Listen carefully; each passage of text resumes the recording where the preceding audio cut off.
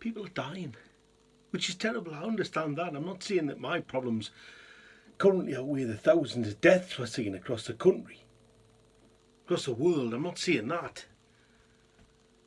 And then there's, the kids missing out on half a year of school. Literally feels like part of that child has been snatched away from them.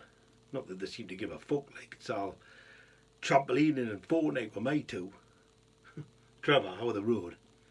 He insists his kids are still homeschooling 6 hours a day. Of course they are, Trevor. And then there's all this furloughing going on. Once you got to fucking move for furloughing in our house. My wife's currently furloughing the shit out of a Jamie Oliver cookbook as we speak. No. The kids off school and the wife off work. It's just one big happy family. 24 hours a day, 7 days a week for 8 weeks and counting. When am I going to get another wank in? When? It's impossible. I'm a man of a certain age, and I've been married with kids a certain amount of time. I've not got a lot left to get us through the day. When your dreams have died, which they always do, when your dreams have died, you've got to grab hold of the little things in life. Like hearing, I love you, Daddy, last thing at night, just before you took the kids into bed. The sun warm in your exposed arms as you head out for your morning jog. The comfort in the quiet and solitude required for a good hard wank. Not anymore though. That's gone. I'm climbing the bloody walls, man. Throughout this whole pandemic, I've had one opportunity, one. Them three were out the back planting onions or some bollocks. And I suddenly realised, hey, I've got a chance here. I headed straight upstairs. I had a semi on before I even got to the top. Straight into the bathroom. Whips out my phone. I thought, time is of the essence. I'm going to bash one out to the first thing that appears. Oh, yes. Hospital setting. Lovely looking young nurse. Nice short uniform. Oh, I'm going to enjoy this. Stockings, and why am I clapping? Standing there, in me bathroom, clapping the dirty nurse. It wasn't even a Thursday. 30 seconds later, back door goes, opportunity missed. It's the lack of privacy. When you become a parent, you very quickly learn that part of the deal is that you'll very rarely get to do anything on your own again. All too quickly one begrudgingly accepts the highs and lows of shitting in front of a crowd.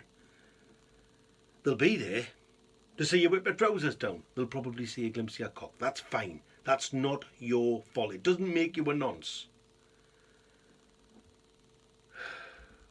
With a wife at work and 2 toddlers gawking at your tiddler, all too quickly become so blasé about the whole scatological daddy daycare thing, you hardly bother to close the door after a month or so, which is fine, which is absolutely fine.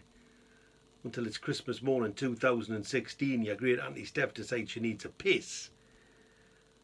Oh, the look on her face. Oh, hiya Steph, love. Merry Christmas. Bit less traffic on the road than you thought, was there? You're very early. Would you be a love and just close the door after you? Thank you.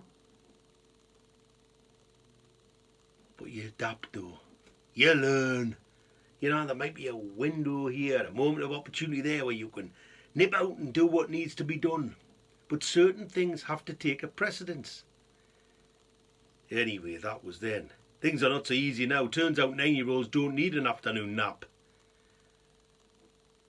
And the wife won't leave the house. She's so scared of catching the bastard thing. So,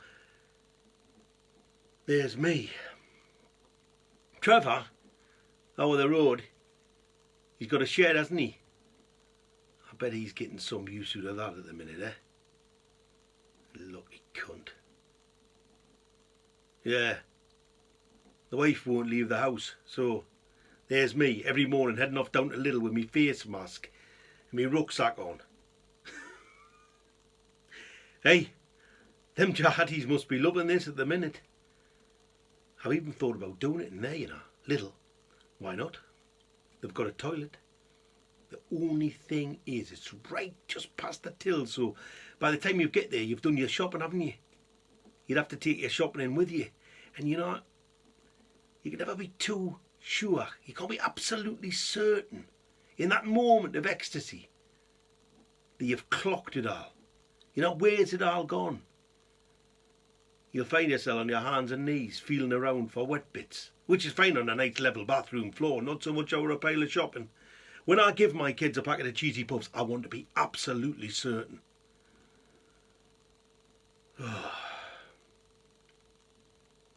Why don't you just have a bit of sex then? Donald, I hear you cry.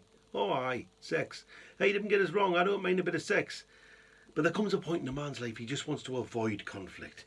You know what I mean? And I know that sex is just going to be another one of those things I'm going to have to apologise for. Not long after she's still ramming poor career choices and not learning to drive till I was 43 down my neck. So fuck that. No, I'll have to learn to deal with it. The frustration, the embarrassment. Yes, the embarrassment. A man of my age should not have to suffer the indignity of getting a semi-on over a Tampax advert. It's gone too far, this.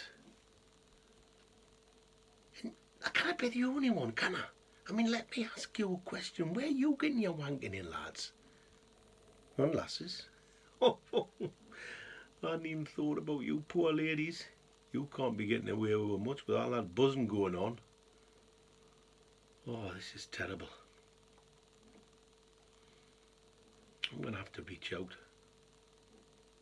I'm going to have to reach out to some friends, you know. People need to talk about this sort of thing. If you bury it, it just affects you, doesn't it?